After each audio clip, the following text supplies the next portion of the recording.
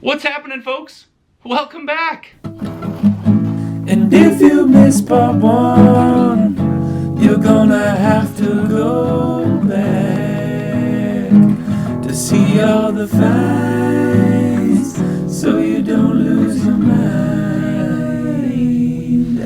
And we are officially clean, folks. Welcome back, folks. Thank you guys for coming back, and thank you for providing me with those likes that got this video pushed out super fast. I was not expecting it to come out that quickly. I'm not gonna talk very much here. I simply wanna say I appreciate all of you and the growth of this channel. It means a tremendous amount to me. And whoever asked me to wear this sweet vintage hat, if you follow me on Instagram, here it is. It's epic. And the only thing I'll mention is a quick review. We spent $995 on this locker, and we're about to make all of our money back. So enjoy all of the results from this epic, dusty old locker that we made a pretty decent amount of money on. Now that we've got everything back here at the warehouse and everything has been laid out, what's important for you is when you're going through an entire storage locker is knowing exactly how to break down things into categories and then to break them down into how you're gonna sell them. Because if you're just gonna take every single $10 item and sell them on eBay, it's going to take an eternity to see that return. However, you can use other strategies to get rid of items that are on the smaller end, things like having a garage sale, going to a flea market. There are various ways to make money on a lot of these items. So let's break down all the categories. Let's show you the high dollar items, show you how I separate everything, and then hopefully in the midst of that, we'll talk about how we're gonna be able to make money separating all of these things out, where we're gonna sell them. So this has taken at least about 10 hours, maybe a little less than that, to see it exactly as you're seeing it right now. It's just been a lot of work. And so anybody who's buying a storage unit, you have to understand there is a fair amount of work that's gonna go in to getting all this stuff organized. So let's take it category by category and show you exactly how I'm gonna sell some of this stuff. So the remotes right here, we'll put down here at the bottom what I expect to make on that box. Here are some keyboards, some random electronics. Here is another box. There's printers, there's keyboards, there is computer equipment that's in there, some headphones, calculators. That box will be this much money. Some printer ink, some random stuff, things that I might actually keep for myself, but this is not a big dollar item. That is for me keeping. We'll go into the DVDs that are new sealed. These will be sold individually. Here are some VHS that are for sale. Then the sealed VHS lot on the bottom. See how much we get for that. Here's a lot of VHS that we're gonna put together as one bundle. We'll then have the VHS lot, or excuse me, the DVD set. This is a lot that we'll put together. Here is another DVD set that we'll put together. House will be one. Third Rock from the Sun will be another. Here are the individual opened DVDs that we will be selling. And here's how much we'll make on that. All right, just a quick scan here just to show you what we're looking at. Might not look like much yet, but you will be very surprised once you get into some of the specifics. We have some camera equipment, 3 Nikon lenses. We do have some lighting as well. So I would say in general, the lenses, the spotlights, the camera, this is probably the most valuable, even though I have no idea if it's working. I would say we have close to $500 or $600, maybe more, in just camera equipment here. There is some damage to this one, just from batteries being left inside, which is really unfortunate, too bad. But either way, I'd say about $500 or $600 in total value there. On this side, we've got some sunglasses, which on the surface might not appear like a whole lot, but when they're actually vintage Ray-Ban sunglasses, and they've been kept really nice. That's why I held on to them, see if there's a market for them. Never sold them before, but I thought maybe perhaps those might have some value. I kept these glasses because a couple of them said gold on them. And I couldn't say for certain if I knew I was looking at a serious pair of gold sunglasses. Let me show you what I'm talking about. This one right here has an insignia on it. Let's see if I can zoom in on that. And this here was the nicest surprise. These are both gold. The one on the right is 10 karat, the one on the left is 14 karat. I'm probably not going to sell them as scrap. I'll probably try to sell them as jewelry on eBay. This was a premium sake that has not been opened yet. I can't tell you the value because I can't read it. I don't know what it is yet, but it looked super nice, so that could be interesting. Some old vintage cards, some old manuals and things like that I thought may have some value there. I wasn't too optimistic about that. For any of you who are wondering, if you find Hewlett-Packard vintage calculators, some of them are not just calculators, some of them are survey calculators, and they go for huge money, especially if there's this expansion slot here. And these expansion slots hold these additional memory and these other, modules that go in them. Each of these modules, this one probably goes for $100, this one might go for more, and then the actual survey calculator goes for, I think, $75. So right here, I'm looking at probably plus $200 for just this item. And you've probably come across it many times and didn't realize it, but definitely check out your Hewlett-Packard calculators because not all of them are just your TI-85s. This Parker set, this pen set here was going for, I think this was over $200. This set here was really nice, really pretty. So that was nice to see. Some other pens, some that are kind of the premium brands. There are some brands I don't even know who they are, what they are. Some more pens that are here. This was a very, very, very big surprise. This is a German knife. It's Cross NY Germany. I don't know. No, excuse me, not Cross. Kohl's, New York, Germany. And then when you look at kind of the design, I looked that up on eBay. That was going for over $75 and sometimes more. That was surprised. This Duracell rechargeable battery pack goes for about $75. Some in the box, never used Sony headphones. Those were just surprises. They go for about $25 a piece. This Milo Professional 52 millimeter close-up set, that was, I think, going for $25. This meter, so this PSI meter, I found this one going for about $75. This Ross, what was this? Oh, a solid state radio. This was going for about $100. And I might be wrong on the comp on that one, but that one looked pretty nice. This Seth Thomas clock, I couldn't figure out the model. The bottom looks a little bit rough, needs to be cleaned up. Couldn't tell you immediately if there's big value there, but it could. It's a big potential. I skipped over these two right here. This right here is new, this Audio-Technica ATN 15. This is for a record player. This goes for about $200. This thing right here, this little tiny thing. This one is, they're both new in the box. This goes for about $200 and this one goes for $200. So I have $600 sitting right there. What?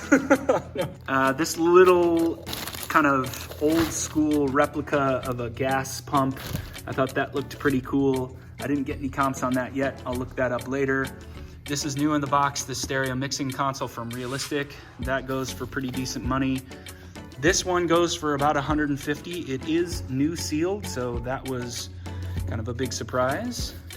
And then this is probably one of the nicest surprises. He has a Sony Handycam. Now, he doesn't have the box or the rest of it, but somehow the Handycam itself was never used. You can see all the tags are still on it. DCR TRV820. I saw a used comp going for $250. I think in new condition, I'm gonna put $500 as is, as you can see it. Obviously it's new, and see if I get that. I'll probably put open to offers as well. I've gone through every one of these so far. I've looked them up to see which ones do hold value, which ones don't. This one goes for about $50, $40. That's shipped. This one will probably end up being a donation. I just couldn't find any comps on this one. This one goes for close to 100. This one we're probably gonna donate because I realized the power switch is broken. The Panasonic does sell pretty decent. I've got the remote for that, assuming it works. So I think I get 50 or 60 for that. The Magnavox, I've sold this exact model many times and I do have the remote, so I think I should get about 75 for that. And the LXI, if I sold it at all, if I got lucky enough to sell it, I think it would sell for 50 or 60. Some more expensive LXI series do sell for good money, but I don't think this one is particularly valuable. Pretty decent stack of money here, and most of these would sell on eBay or they are gonna get donated. Over here we have a Sony Trinitron, and I love the size of this. Unfortunately, this little guy got damaged there. I cleaned it up. If you remember what it looked like from the original photos, this is way better than it used to be. Unfortunately, there's some wear on these buttons here that I'm just not gonna be able to get all of that out. You know, it's too bad, but in any case, what is this good for? This is good for playing Mario Kart, baby.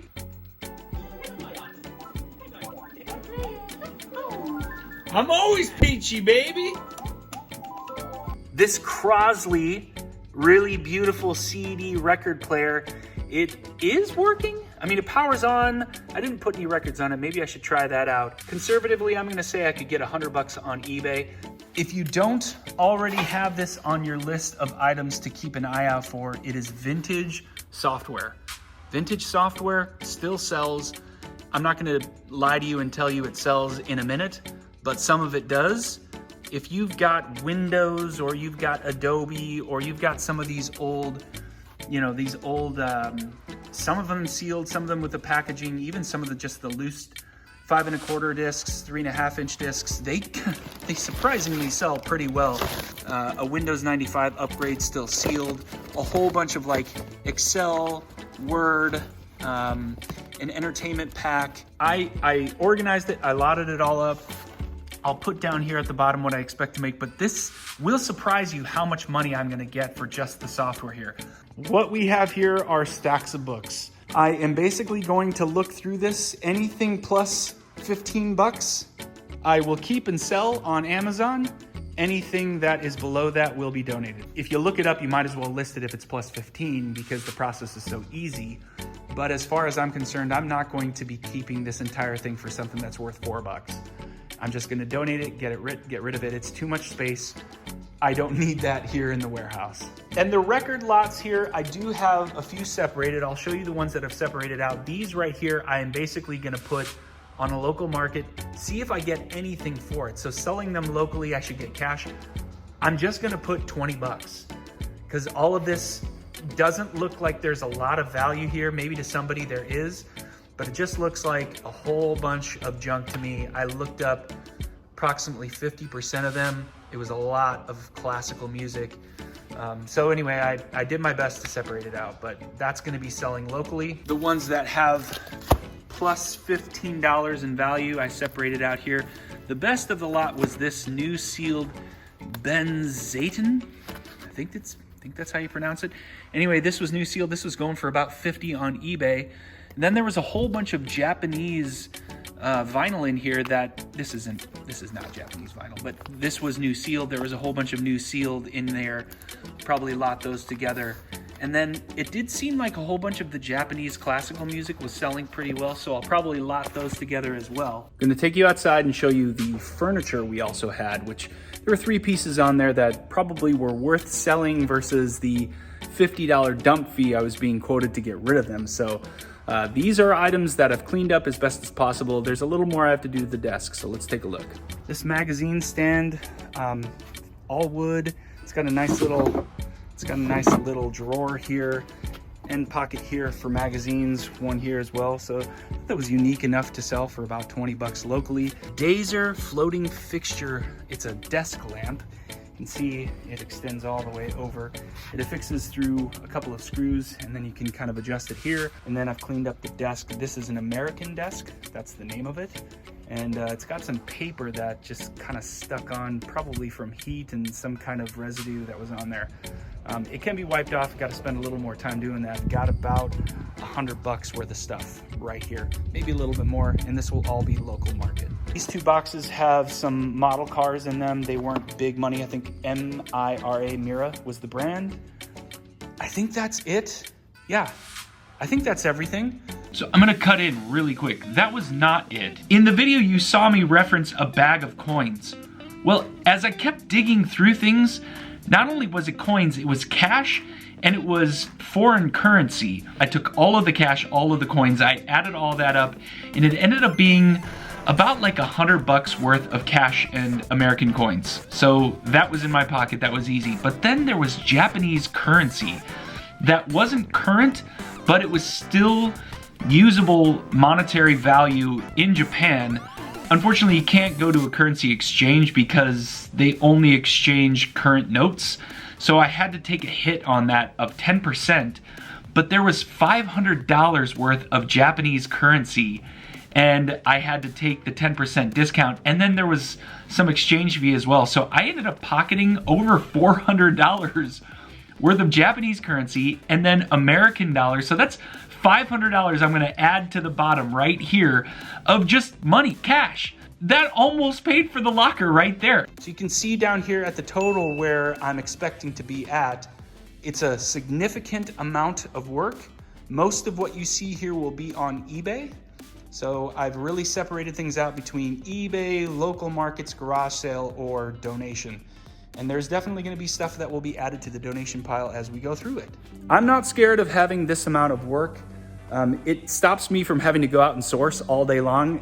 It's something that I could do. I could just literally go out and source all the time, but you're never gonna get anything done if you do that. So it's really important that you spend the time to go through everything, categorize it accordingly, clear it out, right? I can't just leave this stuff sitting here. So now I've got to clear everything out, set the table for the next set of stuff that I want to review, and rinse, recycle, do the same thing over and over again.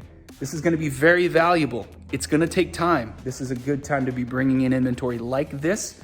Some of this stuff is stuff that sells all year round. I'll keep you posted on the garage sale. That's probably going to be an independent episode all by itself. But anyway, I thought you guys might like everything you saw here. It's a different spin on just going to a storage locker and buying a whole bunch of stuff.